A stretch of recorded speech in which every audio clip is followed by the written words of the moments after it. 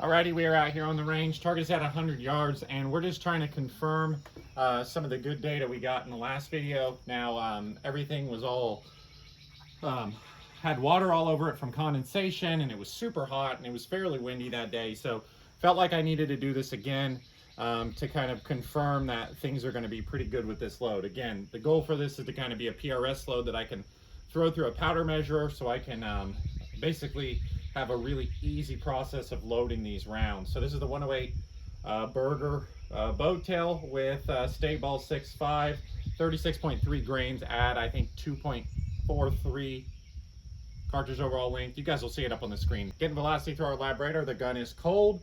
We're going to do 2 5-shot groups, and you're going to see it through the trigger cam.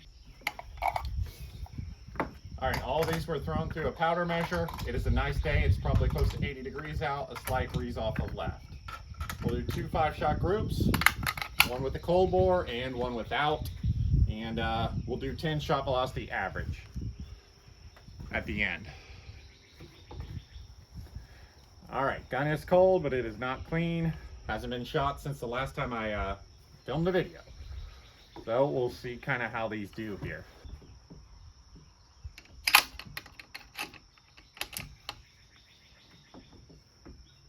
First shot here. I'm actually going to go up a click on the scope too, so we don't mess up our point of aim, because point of aim, point of impact's pretty similar. So hopefully these will hit a little high. Okay, perfect. No sticky bolt lift, and we did go a little high, which is ideal.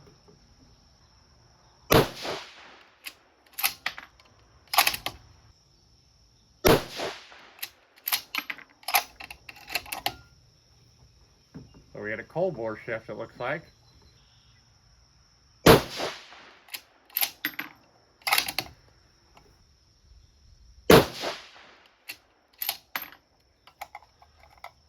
All right, so not super duper impressive there, but a lot of that issue is with that first one, which looks like we got some sort of cold bore shift. We'll see if that's present on the next one.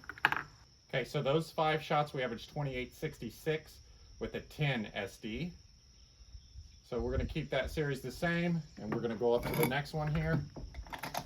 The other thing is our bolt lift was fine, so that tells me that last time we had sticky bolt lift was probably all the water in the chamber or condensation. So, okay, so second 5-shot group here. Same exact load. Barrel is now warmed up.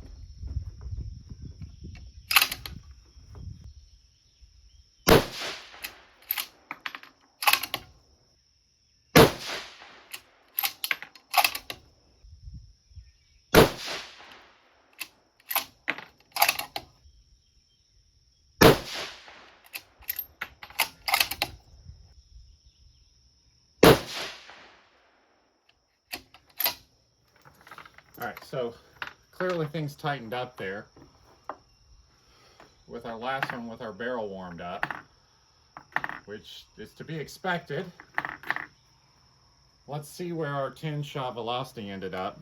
So 10 shots, we averaged 28.67 with an 11.9 SD. Now, you might think of that and think, man, 11.9 SD, that's kind of high for 6-dasher. But I did throw these charges in a powder measure, and I did notice about 0.2 grains of variance in some of the ones that I measured, and I just said the heck with it because, well, realistically, I want to make sure that this is pretty wide as far as the kind of the node, let's call it, goes. So, you know, we toss out that cold bore, and we have 2 really nice looking groups there. Now, the group on the left is a little weird, right? It's a little concerning. We had that one that dropped high, but again, cold bore shot, we can't really necessarily expect it to group with the others. So that's why I always set this up to do two 5-shot groups like that. So again, I think for me, as far as the PRS load goes, I've never shot a PRS match, so the variance we're going to have in these 2 loads is going to be probably just fine. And for the ease of loading, for me, being able to load through a powder measure, use a ball powder, a Staball powder, that is, a powder that's pretty temp stable, I'm really pretty happy with this. So I think we're going to go ahead and move on from this and write this down as a good option if we end up shooting a PRS match. Obviously, I'd load it up and shoot it at a little distance, but it does look like Staball and the 105 Burger is going to group at least fairly reliably in this gun. The cold bore seems to be a little high, which, again, I'm not really too worried about that. You're not going to end up with a whole bunch of cold bore shots at like a PRS match anyway.